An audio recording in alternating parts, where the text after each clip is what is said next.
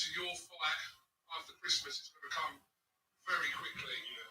And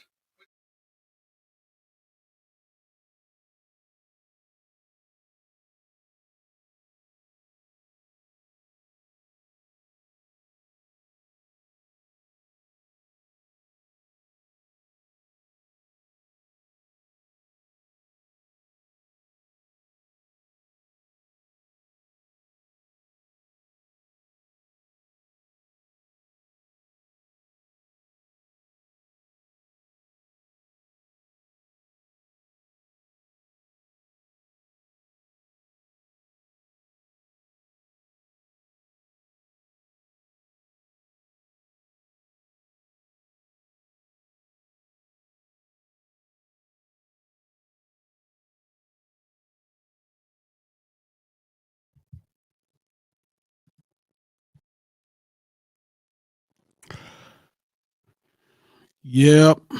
Yep. Yep. Yep. Yep. Yep. Yep. Yep. Yep. See what we doing today. Let's see what we got going on. This right here. Media assets, 2 speakers. This guy right here. And here we are. Here we are. Here we are. Here we are. Here we are. Here we are. Man, I'm fired up. My man Tyson Fury, we back in the ring tomorrow. We back for vengeance. Yes, sir. Against the Ukrainian Usyk. Indeed. It's going to be a spectacular afternoon of boxing because it is in Saudi Arabia. It's going to be a spectacular afternoon of boxing. I'm excited for this one.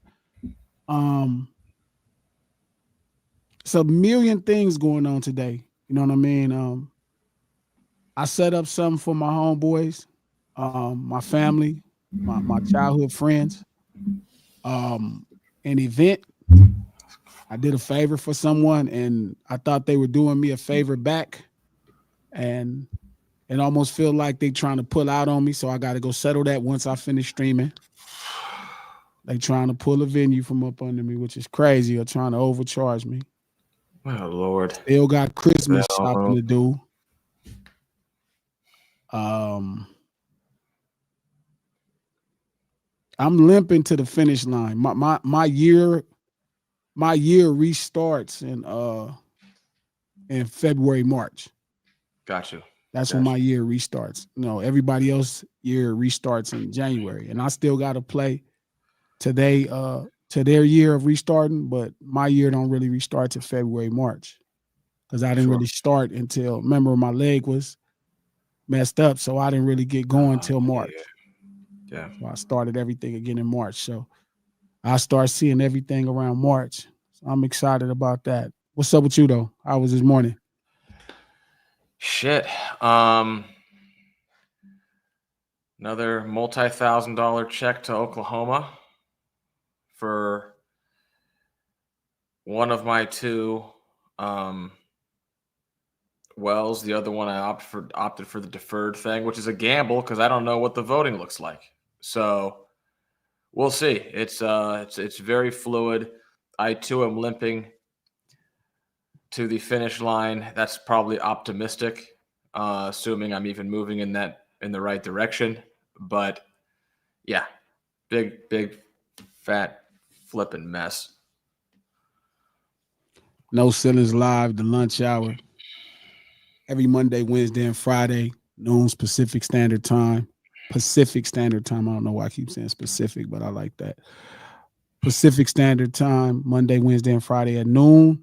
Click the thumbs up button. Let everybody know you in the house. Shout out to Down to Earth, Squishy. Thank you for moderating, Squishy. I really appreciate it. Got to get your packages and all the other packages off this week. I got to bounce to North Hollywood first, but I'm going to make sure I get it off today or tomorrow. It's a really nice package. You're going to like it. V, just me one. Thank y'all for being at the lunch table. And the reason we do the No Ceilings lunch hour is to promote the No Ceilings Live, the No Ceilings podcast.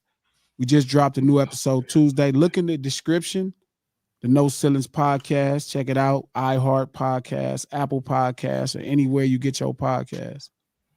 The No Ceilings podcast, executive produced by Charlemagne the God, Black Effect Network, and iHeart.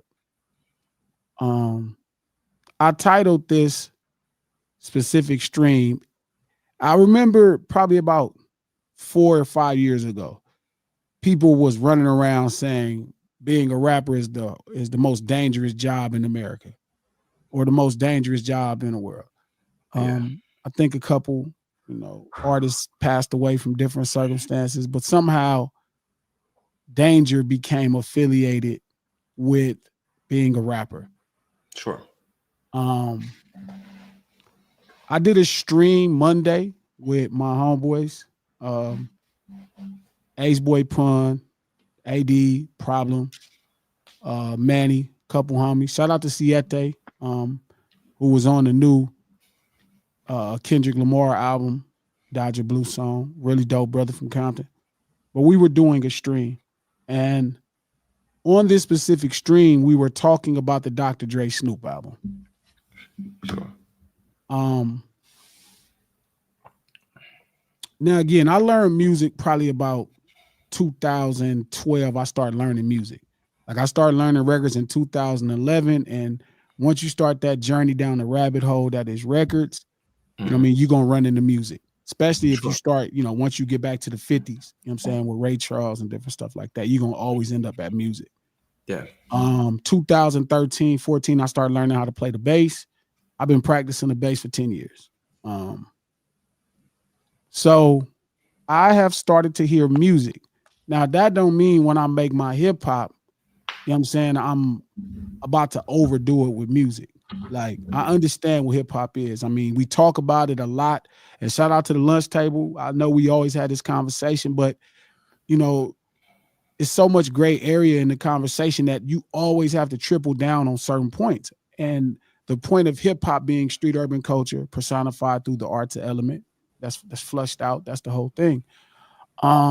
So hip hop is not about music as much as it's about culture.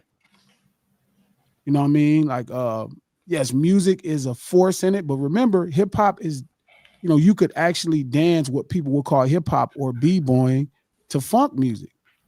Sure. Right? You don't need the break to do it. When the break comes on, you don't have to loop the break. Before, they were looping the break to make, that people would just wait for that part of the song to come on from a James Brown song when they would get to the break and then hit the floor and do their thing at that part.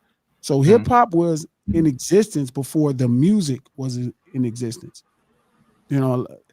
This sounds crazy and this is my personal take, but if you just go through like the real journey of it, the dancers were first.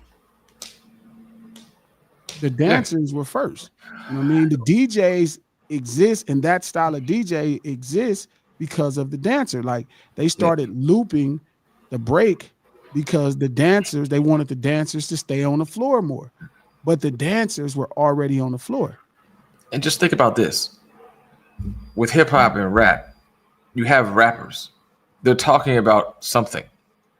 There has to be something preceding them for them to talk about it. Yeah, right. So that's not too far fetched. So I know so don't get lost. Y'all stay with me. Feel me? Look, so you know what I mean? Like, hip hop is culture. It was the way you did the thing. It was the artistic element. And again, you don't got to be from the streets. You just have to be baptized or bathed in the culture. That's it.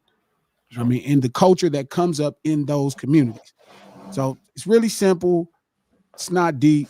It's different ways to get. Maybe your mom and dad grew up in the culture. You know what I mean? Maybe your mom and dad grew up in the culture and then they moved you to the suburbs, but they're your mom and dad, so the culture is in your house. Maybe your mom and dad is good people, you feel me? But, you know what I mean? You live in the ghetto and you walk outside your front door, the culture is outside your front door. Maybe your mom and dad move you to the suburbs, you know what I mean? And maybe your mom and dad isn't necessarily on that type of timing, but when you go to school, the people that you share that school with, your classes with, you feel me? They own that timing. So either way, you will get baptized or bathed in the culture. There's so many ways to get baptized and bathed in the culture. Like I always say, like you could learn as much Spanish as you want to. You can enjoy tacos and burritos. That won't make you a Mexican. It's really something specific. Fast forward, I say that to say, so we were talking about the Snoop and Dre album. And when I listened to the Snoop and Dre album, you know, I was invited down by Dog to check out the album, by Dog and Dre to check it out. I liked the album. I thought it was cool. You know what I mean? I Must see be the nice. growth. I was invited by a pop-up on Spotify. There you go. There you go. Yeah, a little So- less VIP. So I heard so I heard the record and I thought it was cool. You know, it to me it made sense for somebody that, you know, I mean it's Snoop and Dre. So the music is gonna be, you know, the records are gonna be, you know, it's gonna be records. But again, where they are, you know what I'm saying? Like these are two guys who just did the Olympics. You know, one guy did the Olympics, they did the Super Bowl, they're on every mainstream commercial in the world. One guy's on the news and show with Martha Stewart. It's just One guy has a school at USC named after him. yes, yeah, or school, you know what I mean? So I get it, you know what I mean? I understand. A school within a college within the university. Yeah, right. So I'm like, I pretty much expected what I heard. Yeah. Right. So they delivered to me what was expected, and I think they did well. You know what I mean? I don't have no complaints. I again, if Doggy Style is you know, soul tacos, you feel me? And you know, and the Chronic is soul enchiladas, then this is very much a fried chicken salad with balsamic vinaigrette dressing. It's interesting because, like, at least what I saw on Spotify, the album logo is a condom cover, you know? And that does kind of subtly sum up the difference between the first where and the they last are one. now. It's a lot less raw. It's a lot less, you know what I mean? To me, they did a great job of showing this is where we're at. Yeah. This is the level of responsibility, even the concept of missionary, like regular sex. You know what I mean? I thought it went well. I really respected what happened. I thought and it I like the sense. missionary concept. We're going outside of the community with this one. We're showing up on our bicycles with our short sleeves and our tie and our book, and we're knocking on your door, and we're going to provide you something new you haven't seen before. I don't know if you're going to get that one. But, I'm not. But I'm going to push it. But so anyway, we're talking about it on the stream, on the community Monday. Latter-day Gangsters. We're talking about it on the stream. And Problem is not a fan of the album, right? He you know, he's not into the album. Cool, not a whatever. Guy. Okay. Yeah, you know what I mean? I'm not mad. Which funny to me because he very much is in a missionary place as a man. Gotcha. He's, you know, I remember seeing Problem when, you know, he had took a hiatus from music and going to his house and checking him out and him telling me he didn't want to make that type of party music anymore. He didn't want to make that type of party music anymore, and he wasn't in that space, and he was married and raising his kids. And when he came with the next Jason Martin album, like it was almost a level of conscious rap from Problem, which was like, you know, different. So I thought it would make sense to him. But again, maybe he just doesn't, you know, he don't like what he heard. No problem. But as the mic is going, it starts coming out bad. Like, right? It just starts going over the top. It starts getting disrespectful. Like, right? It starts to be like, yeah, I don't care what. No, it starts, other things start coming off. You know what I'm saying? And as I'm talking to him, and we talked a couple times after, you know, talked to the homies on the group chat, whatever, it hit me that this motherfucker is going to get a lot of people killed over the next 5 years. This thing right here, this podcast mic is going to get a lot of people hurt over the next 4 or 5 years. I'm volunteering for that likely position. Yeah, and it's like, as I started reassessing the landscape, I'm like, the shit people be saying, dog. I got a very stern response to my favorite line that I've ever said on the podcast in the history of our time doing it. And I remember it to this day. What was that? When we had your boy who was awesome. I like that guy a lot from I think it was like Bell 18s. Somewhere over there. Oh, you talking about from Cut? Even Cut A. Oh, Cut A, that's right. Eddie Me, shout out to me. Yeah, me. That's right. Yeah. And we were talking about kind of the way 18 purged out their black members, and I said, so there's no peg leg Morgan Freemans, and that did not go over well. He was like, "You're gonna have to." He looked dead at you. You're gonna have to take that out of this. And you were like, "No, we're not taking it out." And I was like, "No, take it out." Shout out to Girl 6. I think a lot of podcasters, YouTubers will end up deplatformed. No, I think a lot of podcasters and YouTubers will end up deceased. Not deplatformed, deceased. Like, okay, back to the idea of hip hop being street urban culture, right? One really important thing to know about street urban culture is this, right? And most of us that look like us come from this anyway. But one thing you got to understand about street urban culture is what makes it different than regular mainstream American existence is you will be held accountable for what you say. That's the standard. Yeah. So like in regular America, when you see a Karen or somebody going off and they calling somebody out their name, and you ever seen them get punched in the face and they act like they really surprised? Because in regular America, in 85% of America, you can say what you want to say long as you don't put your hand on somebody. And me and Problem have been debating that for the last year or 2 years, where he feels like, oh, well, you know what I mean? People should be able to say what they want to say, and that's the deal. Like, people should be able to say whatever they want to say, and that and people should be able to talk it out. And I'm like, that's the most unstreet urban culture thing ever. That's not how street urban culture works, right? You cannot just say what you want to say to people in this culture, right? Because people only have their pride and ego to deal with. And it's hard to tell poor people to have more or be okay with it when this is their centerpiece. Yeah, that's their pride and joy. Road suburban culture. Road suburban. Anyway, so we've been debating this for like a year. And sometimes I watch him cheer on people who he thinks exist in that space and just say whatever they want to say about people. Right? And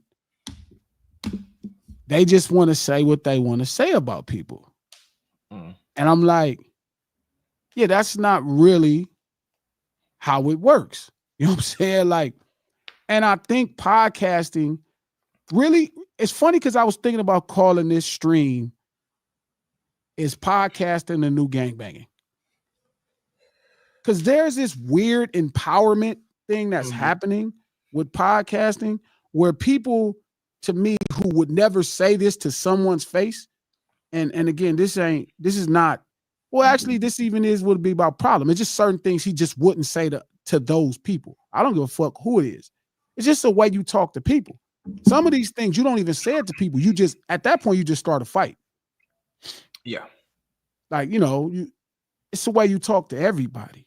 You know what I'm saying? So it's a weird thing that's happening. Shout out to Girl 6 again. I don't want anyone to die, but Glasses, you are right, especially when it comes to urban street culture. But that's my point. Like, there's a guy who has gone around. Who's that little? He's not say little, but he's not big. From Inglewood, I think he's got like an eye thing. There's like an eye miss or something like that. He raps, but he's gone on podcasts. Somehow, like YouTube, I watched one podcast about some street shit, and now I just got deluged with a ton of it. It's like a few months ago. You know what I'm talking about? No. Fuck, he did an album called, I remember the name, like Murder Vita. A rapper from Inglewood who's got on a bunch of podcast stuff now. I think it's from Families. But he was saying a lot of like pretty lit shit on, like a lot. Like just like going out and just banging on the mic. And he's, that's his lifestyle. So I don't think it's any different for him there, other than the fact that more people hear it. Shout out to Name Brand. Name Brand said Munchie B. Is it Munch? You talking about Munchie B? Yeah, it's this guy. Yeah, That's that guy. Munchie B from Family. That sounds right. Munchie B is like a gang member, so you know what I mean. That's Sure. him on and off the microphone. So Sure, but he understands consequence. He gets it. So yeah. He's willing to accept it. 100%. But a lot more people are going to hear it. So he might, where his ordinary life might ruffle 10 feathers, he might not ruffle 30 feathers. Possibly. Might be wrong. No, but he's been a loud advocate of it the whole time. Like his voice has always been loud culturally. Like sure. We all knew who Munchie B was way before a podcast mic. Yeah. You know what I'm saying? So like he's been loud about it, and he has put himself in position to be accountable for years for whatever he said. He's definitely willing to be accountable. He's not the traditional streamer. And to me, that's the point. That's where we get into, right? Shout out to Squishy. She makes a good point. No, podcasting is not like gangbanging because it isn't always negative. I thought you said that was set tripping. I don't think, but that's like gangbanging, and this is the comparative, Squish. It's like gangbanging is a magnifier. You know what I mean? It magnifies who you are. So like if you a person like me that walked into it with a level of morals and get down and behavior, you feel me? Like gangbanging is going to make you more enforced, like you're going to be more stomped down about what you believe in. Like, and then you could defend it with a different level, with a different vigor. You know what I'm saying? So like, instead of maybe growing up watching somebody sweat like a person that's not from the community, you know what I'm saying? Instead of, sweating somebody that's not from the community, and me just being like, man, you shouldn't do that, versus glasses low, where it's like, man, if you say one more thing to that person, I'm gonna punch you in your fucking face. I don't say nothing to that person. That person ain't on the culture. Like, they ain't on that kick. You know what I'm saying? Like, don't say nothing else to him. You say something else to him, like you can enforce your will. It magnified whatever I was morally. So just like if you're a fucked up person, right, it's going to empower that as well. It's going to empower you. It's going to give you an army, and it depends on what you're doing messed up. You know what I'm saying? But podcasting is the same way. Like if you have a microphone and you have something righteous to say, like you're going to magnify the conversation. Like, thousands, if not millions of people can hear what you're saying. So you could really put a motivation or a message out there that really can empower people. But just like gangbanging, if you also disseminate the wrong information, you feel me, it can go to thousands and millions of people. And I always laugh at the memes where they be like, you got to take away people podcast mics. But just thinking about that, and I look at those situations, right, where I look at a Pun, like shout out to Ace Boy Pun, that's my brother. Like Pun is not like the traditional streamer. Like that nigga's a real gang member, and he really a street dude. And it don't matter how much you put a podcast mic in front of him, you feel me? He's going to still deal with things the same way he dealt with things. Because culturally, like that's how we going to do it. So with certain things that other people saying shit, they're not going to see it the same way because they're just, as they would say, making content. You know what I'm saying? They're just making content. He not as much as he would like, I would imagine, to just make content. I don't think he could ever become just somebody who makes content. I think it's always going to be taken to heart at a certain place with him. You know what I'm saying? And I just go through the landscape of different streamers. You know what I mean? I don't want to just say podcaster, but different streamers, right? Like a person like Ak. Ak is not somebody who really came up in the culture. He's not going to be in the streets. He's not going to put himself in position to be judged. Like that's why when you hear people say to me, the internet is the new streets, that don't even make sense. The streets is different because you actually have to be accountable. Like you have to present yourself to be judged based off of decisions and things you've said. That's what makes the streets the streets. in a lot of ways, really, the internet, streaming, all this shit, all of the whole, you know,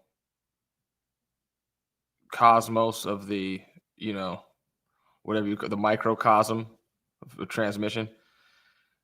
It's exactly it's the streets. It's the streets who run it. It's Century Park East. It's Palo Alto. It's that. What happens is people go on there and they do get consequences. But just like when you're in Century City or Palo Alto or wherever else, the consequences are civil and financial. People get deplatformed. Yeah, They but get to me that's a demonetized. mainstream, and to me 1000%. that's very much a Yeah. mainstream I'm just American saying that's thing. where it is. It happens all the time, and it's turned into a tit for tat, hyper reactive risk mitigation model of, you know, you have to balance this. You have to say something that's edgy to a degree to get the revenue, but you say something that's slightly too edgy, and they're going to demonetize you.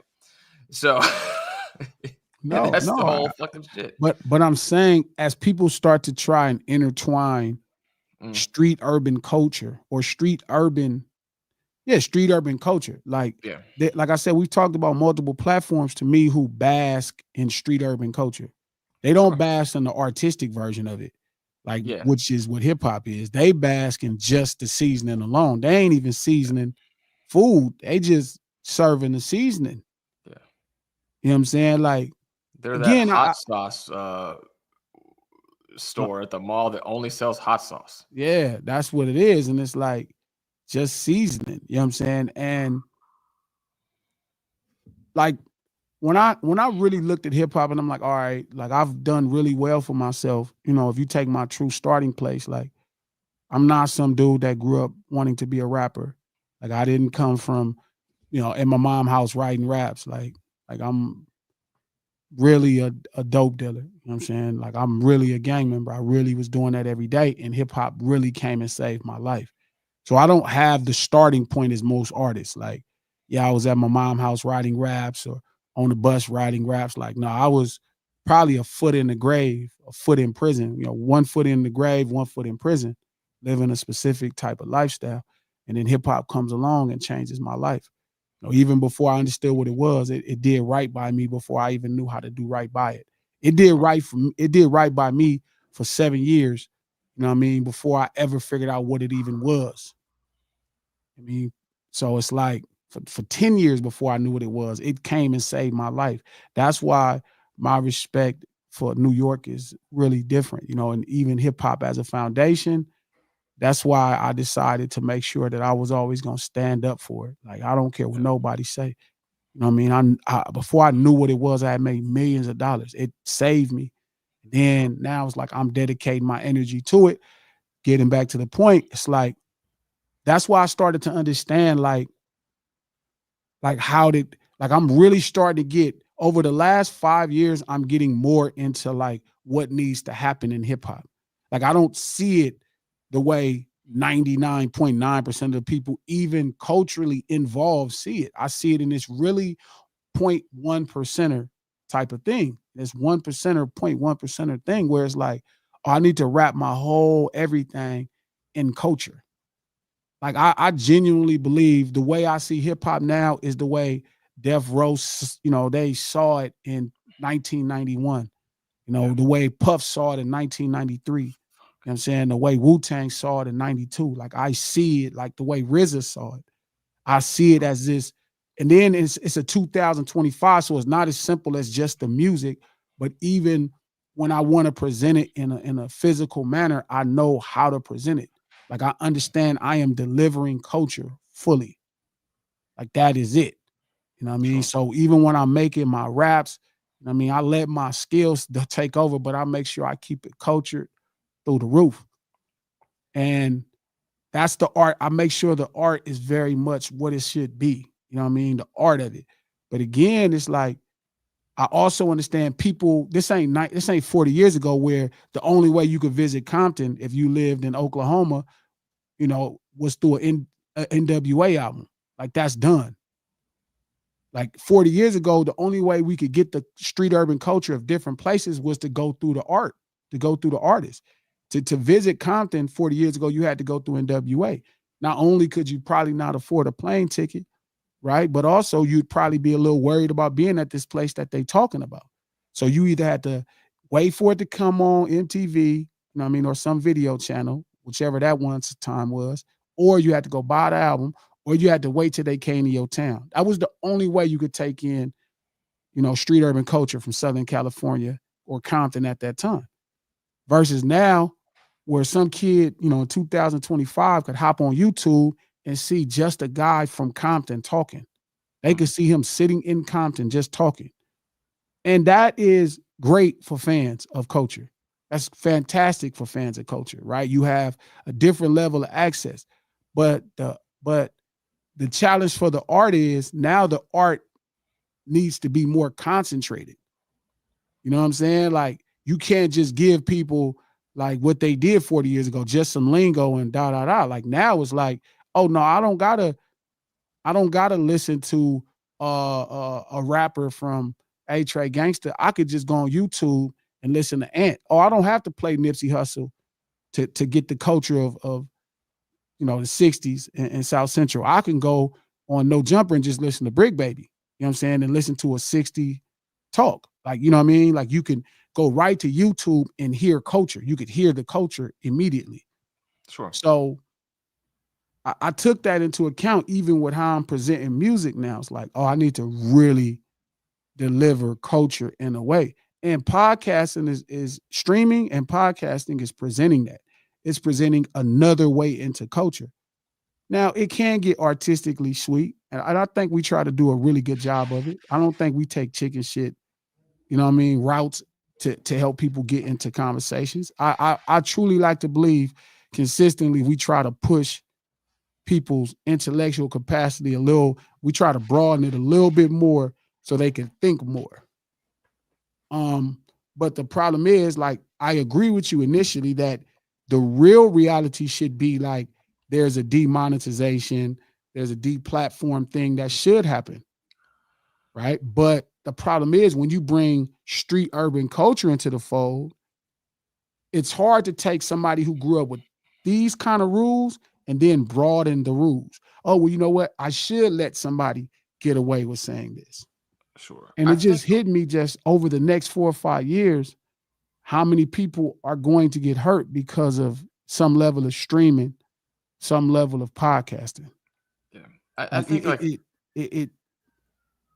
it gives the wrong type of people courage, and it makes people mistake some people you shouldn't play with as somebody to play with. Yeah. I think it'll be kind of like, you know, even like on the music side, you kind of see like little, and granted, it's like now we're at a point where there is older people, but most of the people who really you see kind of get on and get, you know, big enough followings or whatnot, or they're like older guys. They have reputations that precede them, and they speak in a more measured fashion. So in time, when you start seeing pathways for like younger, like, you know, YGs who might be a little more reckless or careless or bold or invincible feeling, when they start entering the space more often, that's when I think you'll start seeing that type of thing happen. Like, you know, like the Chicago, you know, drill ripple effects there. You get a lot of young guys get on a mic, and then, you know, you see the same thing happen in podcasting. They'll have to just probably either some guy who is more local, who has a platform, bringing on guests is the most likely scenario. Otherwise, people who are just reckless on social media, getting a following as being young and kind of irresponsible, then turning 100,000 TikTok followers into a podcast. But until you get people that's like under 22 or 3 probably out there doing it, you're probably not going to see, like, everybody else that you see from there is a lot more mature in the way that they talk about everything, by and large. Yeah. I think I wonder, was this what it was like when hip hop was first coming into the fold? Because hip hop had real consequences early. Sure. And I That mean, consequence for a long time.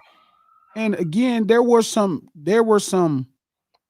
things like this in music before hip hop, right? You had the James Brown versus Joe Tex thing, where James Brown went into that club. I think it was in Georgia, and looking to shoot up Joe Tex.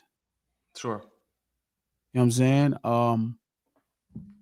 James Brown shot a spot up looking for Joe Tex. So I think this happened before hip hop, but I know hip hop Yeah. is such a primitive cultural movement of sophisticated people that comes from these really, people that are challenging the status quo. You know what I'm saying? So it's crazy to watch it happen in podcasting, Yeah. where you're watching the culture invade, right? And Yeah. trying to figure out how to make something out of it. Sure. I mean, one thing I think that separates podcasts from hip hop is there should be less ambiguity in the podcasting space. I know, like, specifically listen to MC8 at Benzino's studio with their show talking about the quick thing. He said the lyric that was referenced that started that, he Mhm. said he wasn't talking about DJ Quick. He meant doing something quick, like now. That's his own words. I don't Mhm. think he's bullshitting at this point in his life in any way, shape, or form. Yeah. But you see, there could be, and a lot of diss tracks, when they're not super overt, are kind of like cloaked. You know what I mean? I don't think anyone's going to come onto a podcast without the confinements of limited bars and measures and a beat and all this stuff, and next thing, and somehow be egregiously maybe misunderstood, or not even, you can explain it if you want to come on and say for 5 minutes why you got a problem with such and such and really draw it out, then Yeah, hey, but fucking I for think it. that is kind of what's happening. And shout out to Sure, Michael for sure. Love for the $5. We appreciate you grabbing us some lunch, man. We'll get started. That's for sure. Some fries. What up, fellas? Sorry I'm late. I couldn't hear the lunch bell in the library. It's all good. You here? We No all at the sweat. lunch table. You feel me? Um, I think when you put this microphone in front of people, Yeah. you know what I'm saying? Like, just like putting a gang behind people, like it does a different thing to people. Yeah, there's a certain adrenal kind of component, because I've seen also people get, like, a couple of guests I tried to have on like my show back in the day. Afterwards, I'm like, how you didn't talk very much? I got nervous. It's the two of us sitting at a table in a studio in a room. But this is but the mic should be that much. Honestly, the mic should be that much responsibility, Yeah, right? yeah, and And I that get it. I don't But think people sometimes adrenaline see it. cuts both ways, Yeah, you yeah, know. but I don't think people see it as the responsibility it is. Like, Yeah, I think people, and then another thing, people let those comments mess their head up. yeah, People look at those comments and think people's approval is the right way to go. But when bullshit happens, it's not going to happen to anybody making comments. It's only going to sure. happen to the person that's the microphone. Yeah, You know what I'm saying? Shout out to the homie Dang. Appreciate you being here, Dang, for real. Um, I don't know. Shout out to the homie Name Brand. Shout out to everybody at the lunch table. No Ceilings Live. The lunch hour every Monday, Wednesday, and Friday, noon Pacific Standard Time, right here, Digital Soapbox. Click the thumbs up button. Feel me? Let everybody know you're in the house. Share it. Tell a friend to tell a friend. The reason we do the No Ceilings stream is to support the No Ceilings podcast. We just dropped a really great episode on Tuesday. It's in the description below. Look down there, you'll see it. Subscribe to the No Ceilings podcast on iHeart Podcast or Apple Podcasts or anywhere you get your podcast from. The No Ceilings podcast, executive produced by Charlemagne the God, the Black Effect Network, and iHeart. Again, it's like, I don't think people realizes, and this is kind of my fear too with hip hop. Like, and the more I learn about hip hop, and it's funny because, like, prime example, during this whole thing, as this thing's been spiraling out of control with this Drake being hip hop, not being hip hop conversation that I started. If you go look at every conversation, it's a way I speak. So Drake could be upset at me, right? He could say, man, I don't like Glasses saying that. There's never going to be a time where you see me calling him out his name.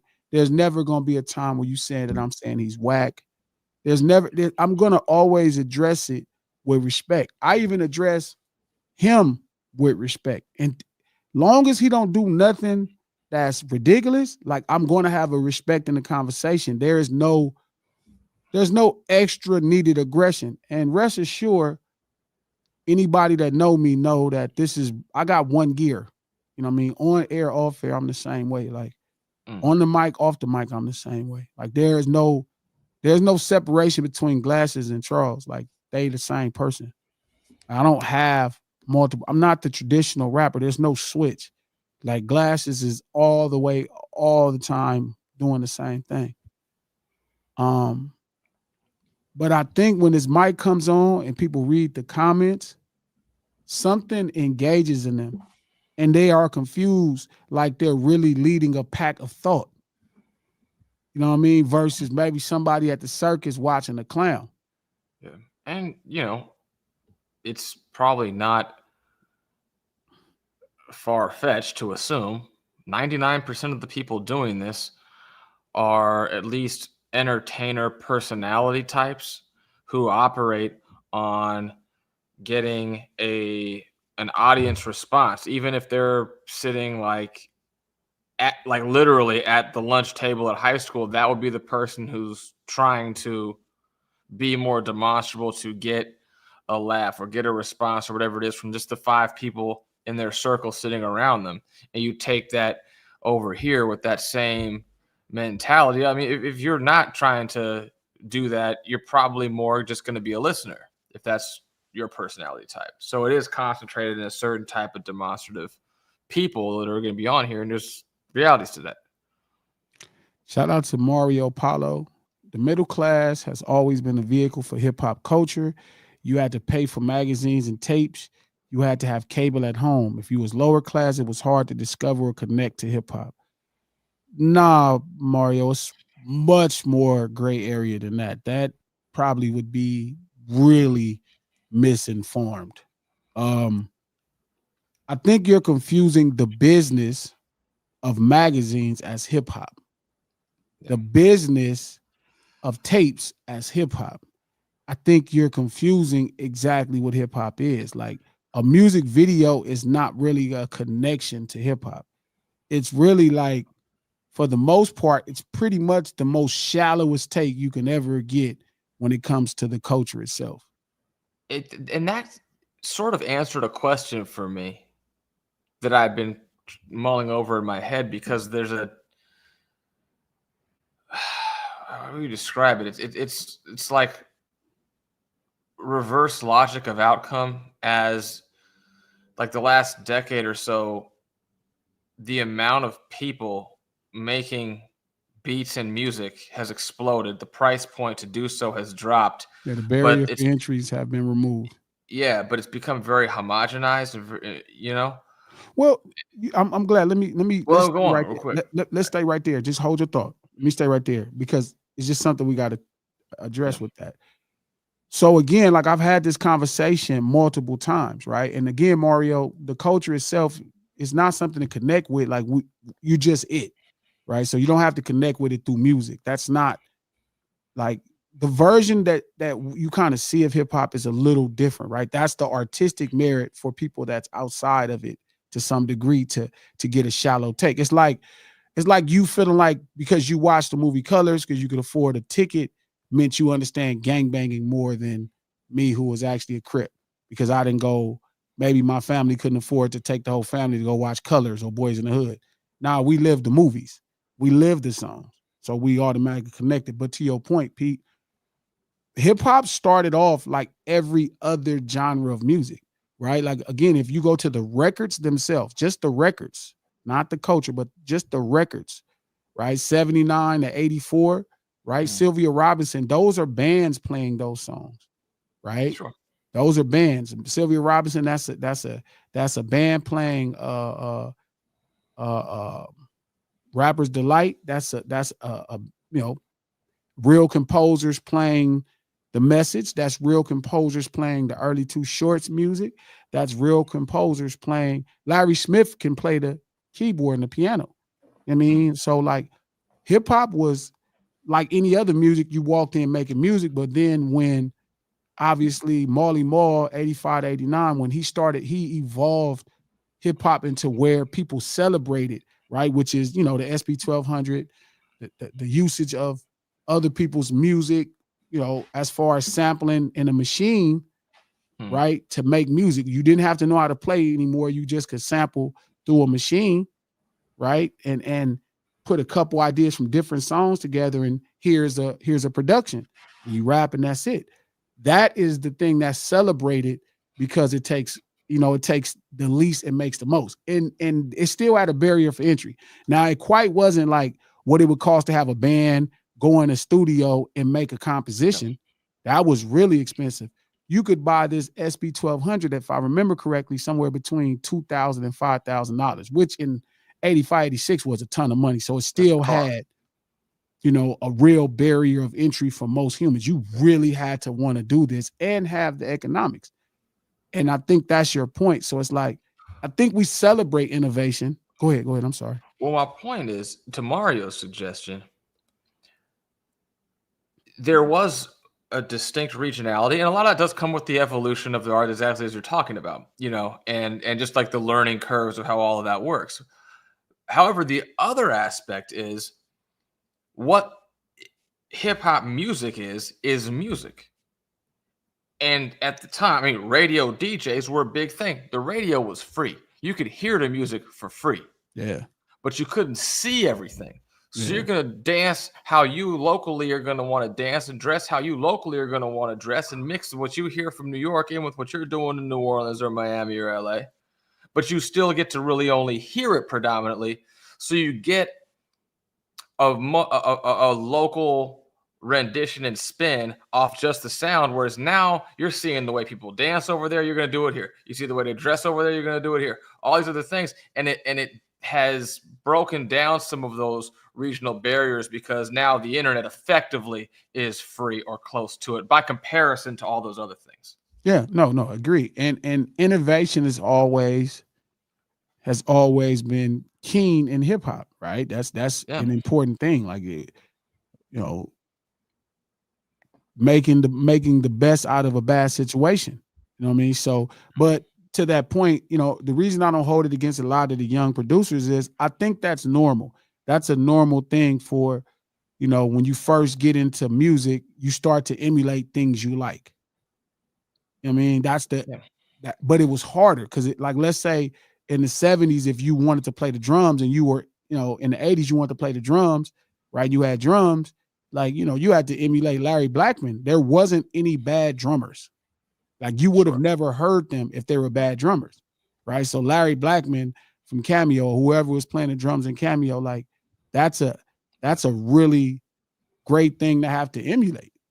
You know what I'm saying? Sure. That's a different thing to have to emulate. And that kind of happened with like rock guitars. You know, the like legends get like super famous because they do these like shredding guitar solos, and people just hear that and they don't hear what it really is and how well it actually synced in with the music, which is what made them so, like, anybody can just run their fingers up and down real fast, but they did it in such a way as that it actually flowed. So then you get this rush of idiots just doing shitty stuff with guitars over like songs. You know what I mean? No, yeah. But again, back to that point right there, right? Back to Who that the point heck's right this there. guy? Shout out to Squishy. I just saw a ghost.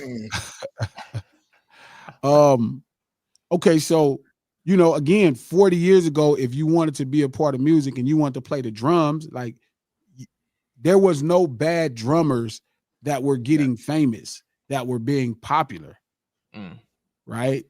There were no bad drummers that were popular and famous, right? Like, there were some other people didn't like, but you had to have some skill to play the drums. Versus now, I was saying it yesterday on Instagram, like, if you're a kid rapping, you know, even when I first came, if I wanted to rap in the 90s, like, let's say if I wanted to rap in 95, I'm like, oh, I want to be a rapper.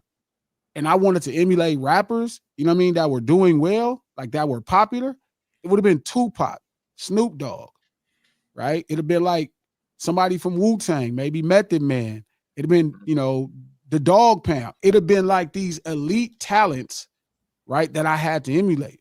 But if you, let's say you wanted to start rapping in 2020, right, and you was like, hey, I'm gonna start rapping, and you was like, okay, who's a popular rapper to emulate?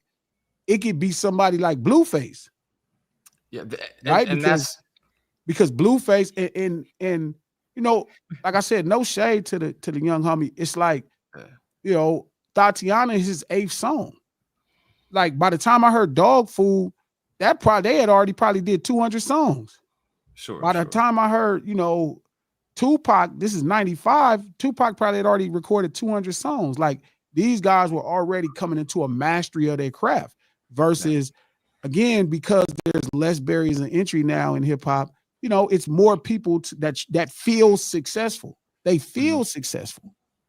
They feel successful. They may not be, you know, you may not see past Blueface to see the Kendrick Lamar as a hip hop artist, or the Drake as a rapper, or J. Cole or Kanye.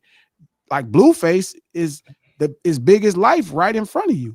You know what I mean? So it's like, okay, well, I'm going to emulate Blueface, and Blueface is still substantially a new artist that really hasn't crafted his style, but you just see it winning. Yeah, and now that's kind of what you have a lot of now. You have a lot of Blueface level rappers with future style effects over their voice. So it's just, I mean, it's essentially just, bluntly speaking, it's just somebody humming an instrument over beats. I mean, by and large. Shout out to Mario Paulo. Would it have the same outcome and impact without the monetization of it? Would it expand across regional borders? I think so. The way we live, right, is hip hop. You know what I mean? The way we live is hip hop, right? It's not really like when you got it. I think maybe you don't know it exists, right? Maybe if you're like a suburban kid from somewhere where the culture is not, you wouldn't have an entry to it. Would it made as many people rich? Probably not. No. But again, maybe it wouldn't have made people as rich. But when you're coming from those locations, if you can invest in something that you think is fun to do and maybe make 150 to 200,000 a year, that's a good deal. Sure. You don't need to make $78 million.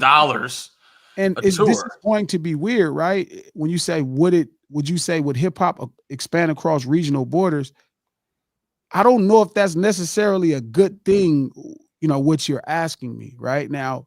Are you saying would the music and the art be as valuable? No, the art needed suburban people who could afford it to buy it.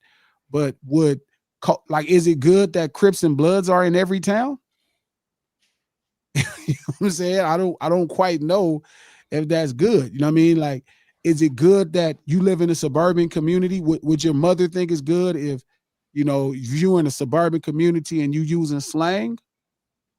You know what I'm saying? Like, would your mom think that's good? Like my mom, rest her soul, growing up, my mom talked slang to me my whole life. Same with my dad. They didn't just speak regular American English. They used to talk like the records. You know what I'm saying? So I don't know if it matters, right? I don't know if your mom would truly enjoy you using this broken dialect to speak. So I don't know if it's necessarily. I think hip hop was always better when it was regional. Is it as valuable economically? No. You know what I mean? Well, to whoever the business is. You mean tax bracket regional, or you mean like geographic regional? Like if it was in urban centers, coast to coast, but didn't bleed into the suburbs, or like in that sense? I mean, again, hip hop is the street urban culture. It's the artistic expression. Man. There's a value that other people like they monetize it, right? They monetize it. And before they did, right, you had Russell Simmons trying to figure out how to make money from it, right? So there were people within the culture trying to bring, you know, get the value out of the art, right? But I don't quite know, like to Mario's point, I don't quite know if that means you're valid on the culture. Like you understand that, like, Again, like I said, like I'm in Southern California. I've lived in Southern California my whole life, Compton and West South Central my whole life, right? I know a million things about Mexican culture. I'm probably 2 hours away from Mexico, maybe an hour and 45 minutes away from actually being in Mexico. I've been eating Mexican food my whole life. I speak a little bit of Spanish. I grew up with Mexican people my whole life. Some people legal, some people illegal. I've been eating the food. I can understand it when it's spoken to me. You know, we share some of the same, ways of getting down, right? And I get it, but I am not Mexican. You get what I'm saying? Like, I am not Mexican. So this sense of entitlement that, like, I don't have like this entitlement to Mexican culture. Like, I don't be like, oh, I can speak for Mexicans because, I eat tacos and burritos all the time. Or, I know Chino Grande is, or I know who, I listen to corridos, you know what I mean? Long live Jenny Rivera, you know what I mean? Like, that don't mean I'm Mexican. And it don't mean I really know what it's like to be a Mexican. You know what I'm saying? And I think that's the confusion. Like, just, digesting culture doesn't mean you're a part of the culture. And it's a weird thing that only happens specifically in hip hop because people don't listen to corridos and be like, yeah, I'm actually a cowboy. I'm actually a trooper. Like, I'm actually I'm with the bullshit. Like, only in hip hop do people think they hear the music and they like, hey, I'm down. No, you're fucking not.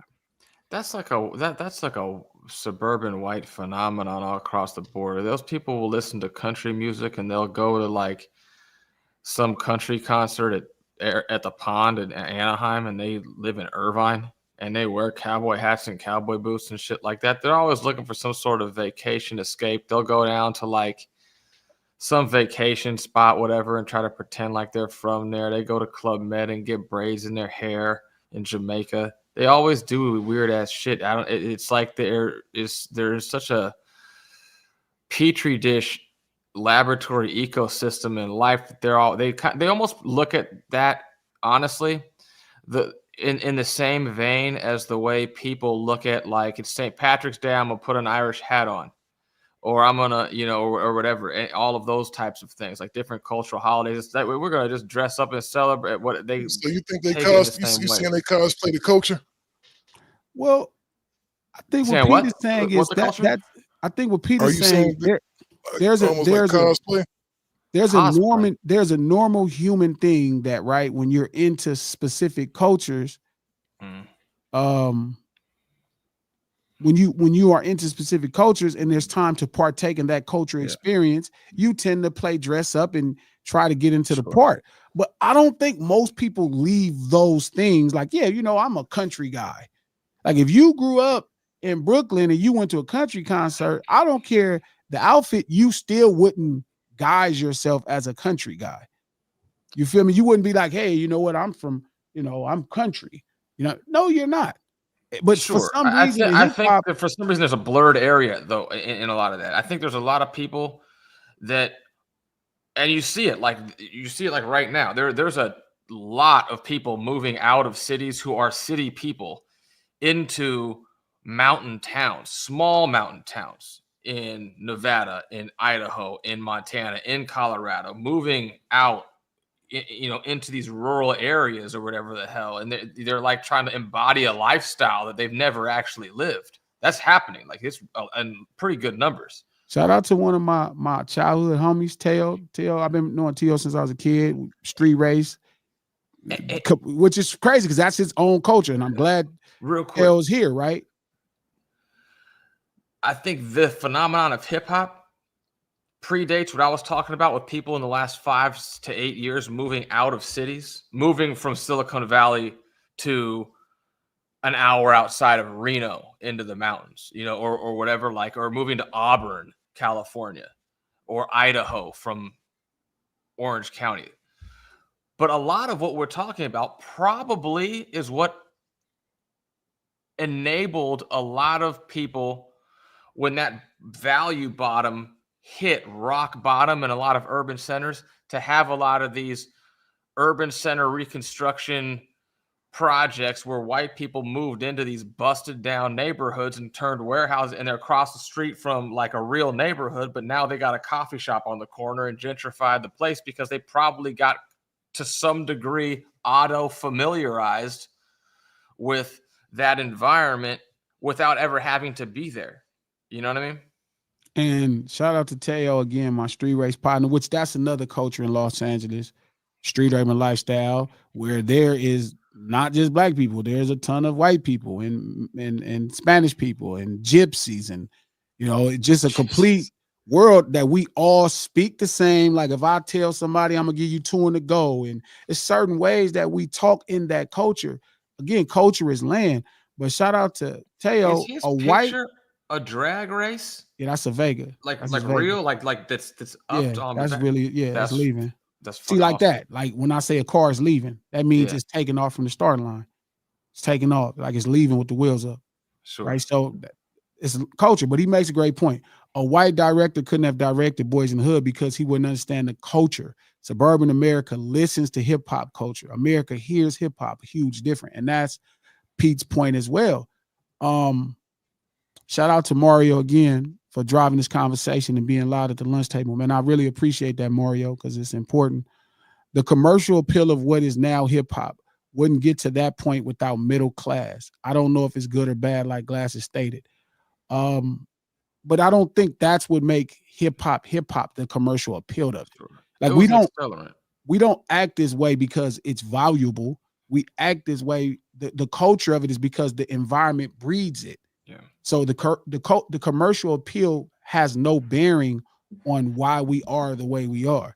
Like people just outside of the culture think it's valuable, right? They like, oh, I love the art that's created by this cultural movement. So again, it's like people, Mario, that make the most money of it are not from the culture. You know what I mean? So it's not quite, I don't think the commercial appeal drives the culture.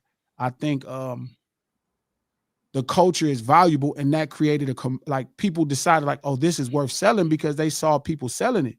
They saw Def Jam selling it. They saw it had value. They was like, oh, we need to get in on this because, this is worth money. You know what I'm saying? The culture created the proof of concept on its own.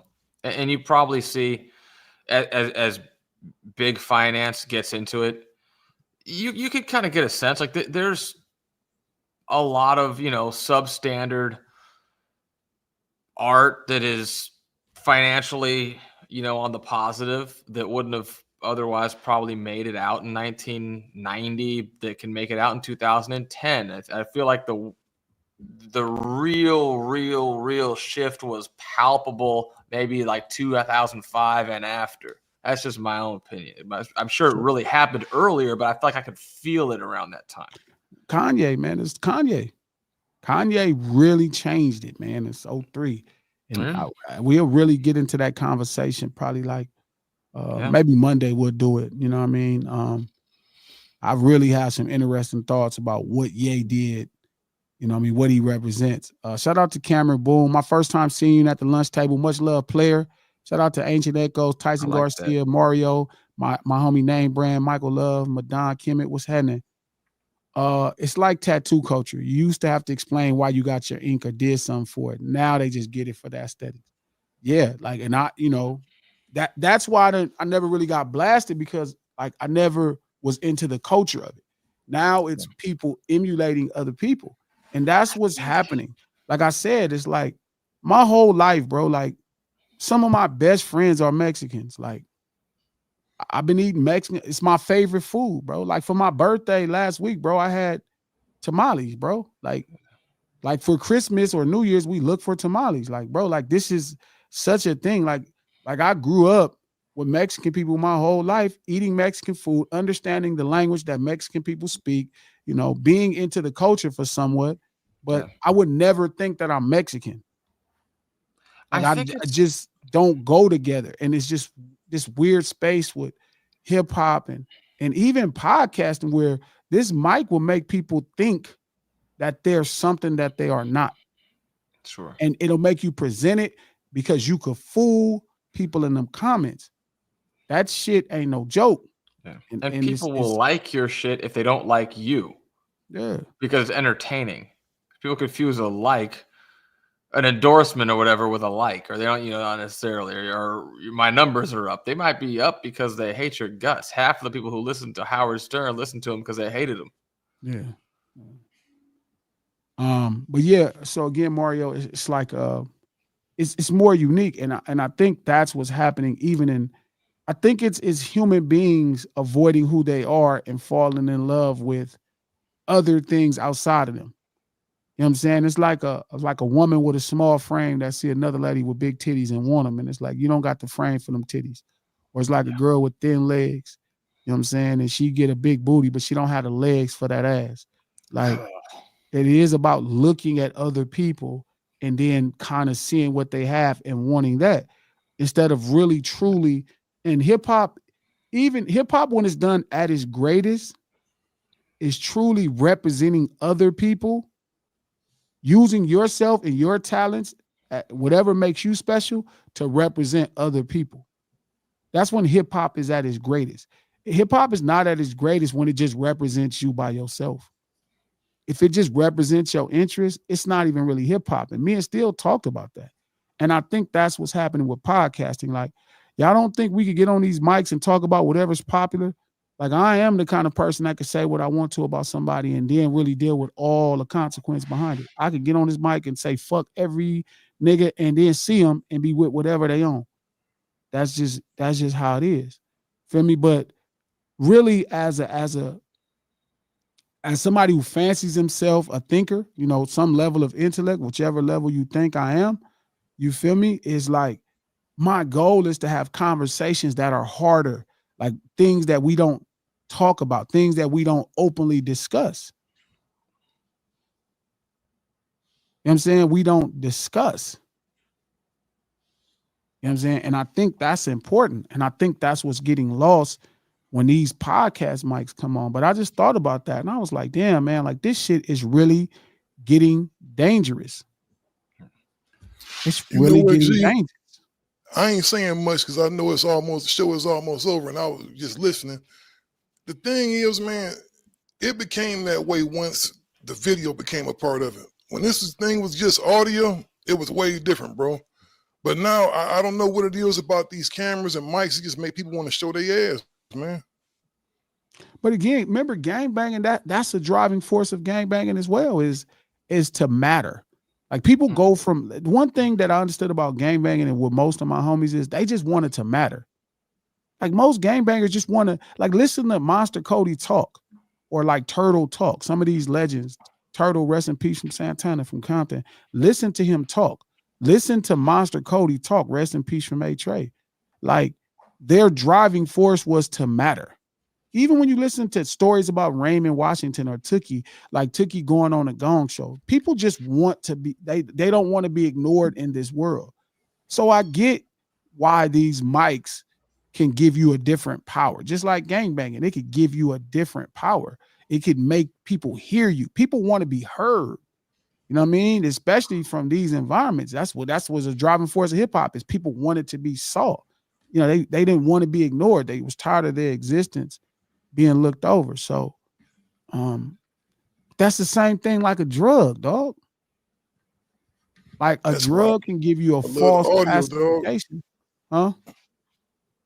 That's why I don't even know if you know this, man. I believe that, like, you remember when everything was all audio when we first started this shit? Yeah, I remember. That's kind of what I got into. That's why it's so hard to do this. The video portion for me, because it's like really we came up on the authenticity of what we were saying versus trying to put together a presentation of and this thing right now, I think people are inadvertently, dog, getting sucked in because everybody is looking at what the next person is doing, and they looking at these numbers, right? The biggest thing, people looking at numbers and like, well, maybe if I do that, I'm gonna get numbers like so and so. They think everything is driven off being controversial, but man, that's not it. You just got to make good content. People being lazy, dog. Yeah, and I mean, good is subjective. Audacity has always driven hip hop. Audacity has always been the driver of the marketing of hip hop. How dareth these niggas talk like this? How dare it they wear these hats in their pants like this? How dare it everything about their get down? And gangster rap has been driven by, outrage. And the thing is, bro, you are 100% right. Somebody is going to get hurt. If not, just, and when I say hurt, dog, people will lose their lives, G. Yeah, there's a whole bunch of bad that's gonna come out of this, bro. And I just thought about it, and I was just like, damn, a lot of people can go to prison. You know what I mean? Not a lot. The people that matter to me, that's my problem. I mean, I don't think a lot of people gonna have this, but our culture, there's gonna be a problem within our realm of people. And I don't want that to happen to people. I don't want people to get this mic in front of them and make them somebody they not. Or worse well, you still, know what it is? It gives you, I think, man, especially you behind a computer, so can't nobody do nothing, right? Yeah. And I don't think people realize they go run into somebody one day. You always gonna be held accountable for what you say and do, dog. I don't care who you are. In our world, like I was listening to a kid on ADHD. Shout out to my boy Trap Bradshaw. Again, he has a really great hip hop community called ADHD. They discuss a lot of hip hop things on Clubhouse. Y'all should go check it out. But I was listening to somebody tell me, shout out to Jay Will, young brother from Champaign, Illinois, near Chicago. And he was saying to me that if a white man called him the N-word, he wouldn't say nothing. He said, your life ain't worth crashing out over somebody over a word. And that shit just sounded crazy to me. Like, but I think his thought is the mainstream thought. Like, some people really like, if somebody called me the N-word, bro, I'm going to bust your head. The consequence is irrelevant. It's because the fact you thought that you should be able to say that to me. But I don't know if he's necessarily, like, culturally, we had to grow up completely different to where he's like, yeah, well, I'm like, well, what is worth, Gee, I think depending on the situation, dog, I think depending on the situation, you would probably not act on it, dog, depending on under certain circumstances.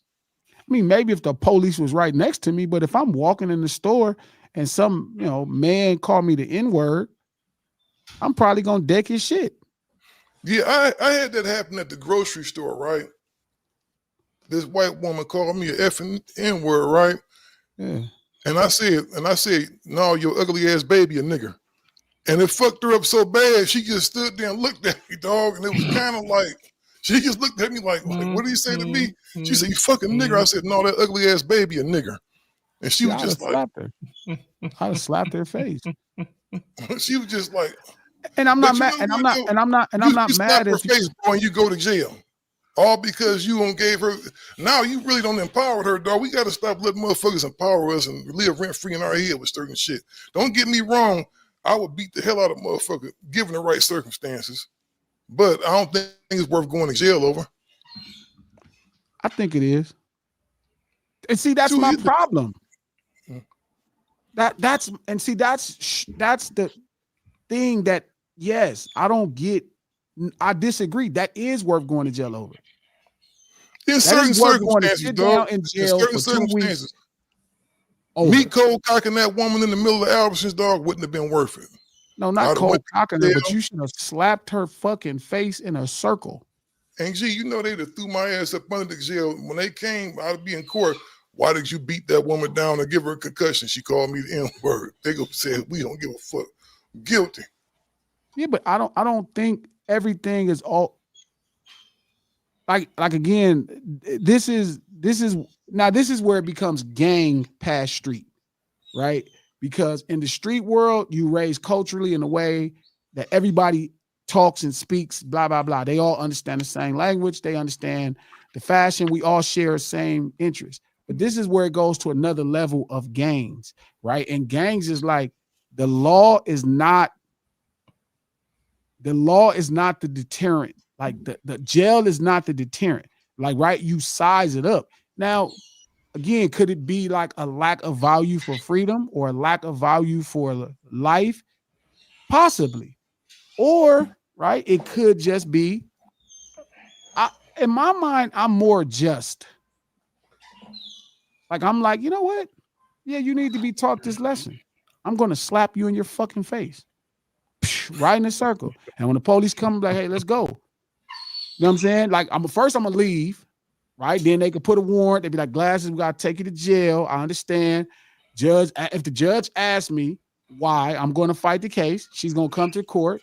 They can be like, what happened? I'm going to have the people say it to him, right? That my lawyer going to present the case. Either the jury going to be like, you know what? She deserved it.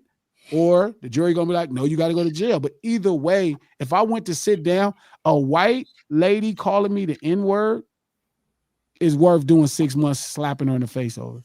Now, again, that's value. Now, maybe you're right, still. I'm not saying you're wrong, Pete. I'm not saying the regular world is wrong.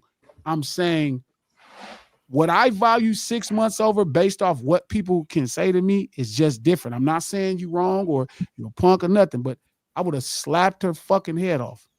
I would have slapped her shit right in a circle. Bitch, now call the police. And if they said, hey, go 6 months for this, no problem. That would have been fair. I think that's fair. I'm okay with the punishment of making sure she understood that was the wrong thing to say to me. And now I'm not saying that's the right way to do it. I'm not putting it off on nobody else, big bro. I swear to God on Olivia's soul. I'm just saying. It's all good. I used to think the same way, bro. You know, I'm going to tell you a story. When my brother was living in Oklahoma, this white woman said something to my sister-in-law, and she beat the brakes out of her. She drugged that chick all in front of Walmart, man. So she goes to trial for that shit. Man. They wind up giving her probation for that shit. But she almost did some serious time, dog. She almost did some time. Yeah, it disrupted their life. They had to pay thousands of dollars in legal fees. It just wasn't worth it to me, dog. It was just a bunch of it's a battle versus war kind of calculation to me, you know, because the nature of the legal system is such that its deterrent principles are designed to make the cost of the action way more than what you get out of the action. You know what I mean? So when you kind of go into there, it's always like, oh yeah, because like let's say that this woman's playing 3-dimensional chess, you know, and she's trying to bait you into like fucking your life up. Mm-hmm. It worked, you know. Yeah, I don't think they're not that smart, but in theory, it's like, okay, if I hated black people that bad that I could get smacked in the face once, and this guy's gonna lose his job, he might lose his fucking house. This whole bunch of shit is just not worth it, dog. And gee, don't get me wrong, I should think the same way. And if I have a way, dog, to where I can slide a motherfucker, dog, and not have no repercussions behind it, you damn right. I'm gonna beat that motherfucker's ass. I'm gonna stump his ass out and everything else. But if it's some shit that's gonna cost me, dog, I gotta think about my family. You know, I can't be locked up no 6 months, dog. We'll lose the house and everything else. It'll be fucked up.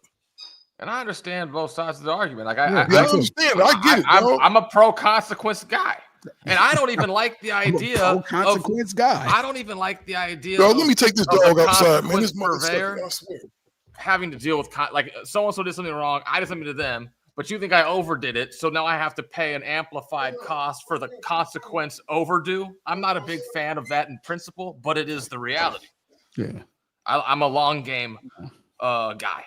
No, and again, I totally understand. And this is where the culture goes through different thoughts. You know what I mean? This is where it gets, pure. And it's like, I don't think still is wrong. You know what I'm saying? I don't think still is wrong at all.